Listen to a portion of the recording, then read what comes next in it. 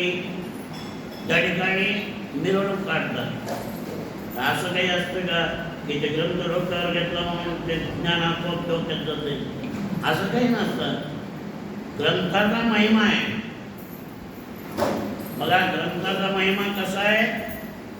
एके दिवशी विदेशातल्या लोकांनी ठरविलं भारतामध्ये सगळ्यात श्रेष्ठ ग्रंथ कोणता याची निवड करायची.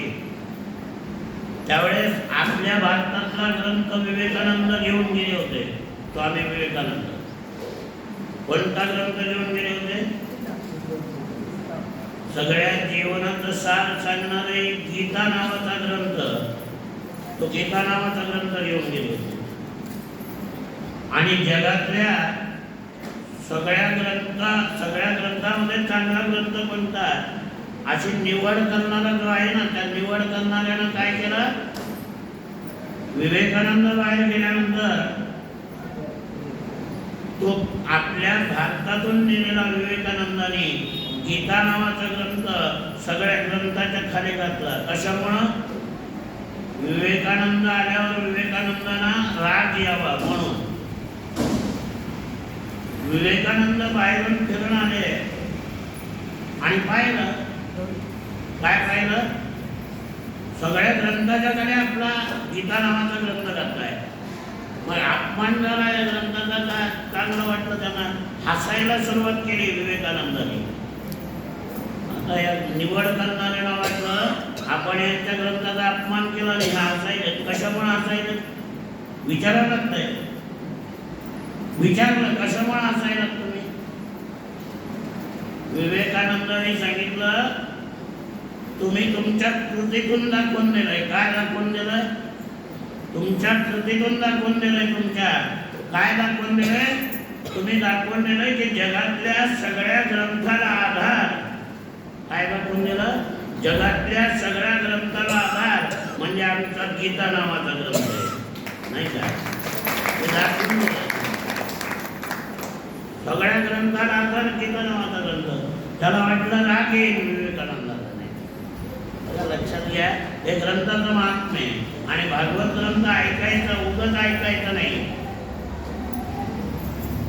काय करायचंय? सदा सेव्या महाभागवती कथा. कथा ऐकायची सांगितलं. पण कशासाठी? कशासाठी? यस्य श्रवण मात्रेन हरिश्चित्त समाश्रय, नाही का? त्या ठिकाणी ज्या योगानं भगवंताच्या चरणावर त्या ठिकाणी मन लागतं, त्याच्यामुळं त्या ठिकाणी हा ग्रंथ त्या ठिकाणी ऐकायचा आहे. आणि कलियुग लागलेलं होतं. कलियुगामध्ये त्या ठिकाणी असणारा कलिधर्मानिमित्तेनं लोक काय करते? कलियुगाला दूषण देते. बघा कलियुगात दोष अनंत आहेत. खूप दोष आहेत कलियुगामध्ये. पण एक सद्गुण आहे कलियुगामध्ये. काय सद्गुण आहे? पूर्वी तपश्चर्या करायला वनात जावं लागायचं. आता जावं लागत का? मग काय करायचं?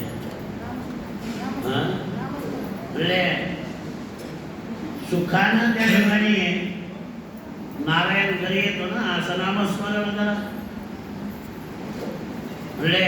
न लगे सायास जावे व नंतरा सुखे तुकारा नारायण, नाही का? मग देव येतो भेटायला. मग त्या नामावर अनुसंधान ठेवलं पाहिजे नाही. अनुसंधान ठेवायचं म्हणजे काय करायचं? उपाधी लावायची नाही आणि उपाधी रहित त्या ठिकाणी नामस्मरण करायचं. मी म्हणायचं नाही. उपाधी मी म्हणल्यानं उपाधी लागत असते. उपाधी लावायची नाही. उपाधी रहित जर नामस्मरण केलं तर ते देवाला पावत असतं. आणि मी केलं असं म्हणलं की संपलं सगळं. मी तो पण जात आहे ना कुठं? मी तो पण गेले वाया पाहता पंढरीच्या राया, नाही का? म्हणजे त्या ठिकाणी असणार. पण ही देवाची भक्ती त्या ठिकाणी कलियुगाचं महात्म्य म्हणून काय झालं होतं?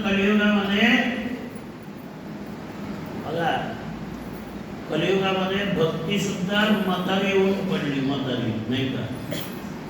मी सांगितलं किंचित महाराष्ट्रात सांगितलंय आणि गुजरातमध्ये तर जीर्णच झाली ती भक्ती. आता पुन्हा तरुणपणा कुठं भेटला हिला? हा बरोबर आहे, वृंदावनात पुन्हा प्राप्य, वृंदावनामध्ये पुन्हा त्या ठिकाणी तरुणपणा भेटला तिला. पण या कलियुगाच्या महात्म्यामुळं काय झालं, कलियुगाचा महिमा, त्या कलियुगाच्या महिम्यामुळं काय झालं, भक्ती तरुण झाली पण तिचे मुलं कोण, ज्ञान आणि वैराग्य. हे ज्ञान आणि वैराग्य त्या ठिकाणी निश्चित पडले, म्हातारे होऊन पडले. आता आई तरुण आणि मुलं म्हातारे, किती दुःख असेल, भक्तीला दुःख वाटायले. त्यावेळेस भक्तीला दुःख वाटायले नारद मुनी आले तिथं, नारायण नारायण नारायण. नारद मुनी आले, नारदाने विचारलं, बाई काय नाव आहे तुझं, कशामुळे दुःख करायचं? मी भक्ती रीती इच्छा म्हणले, त्या ठिकाणी माझं नाव भक्ती आहे आणि दोन पोरं म्हातारे होऊन पडलेले दिसायलेच नाही, इमय तनय मतई. काय हे माझे दोन मुलं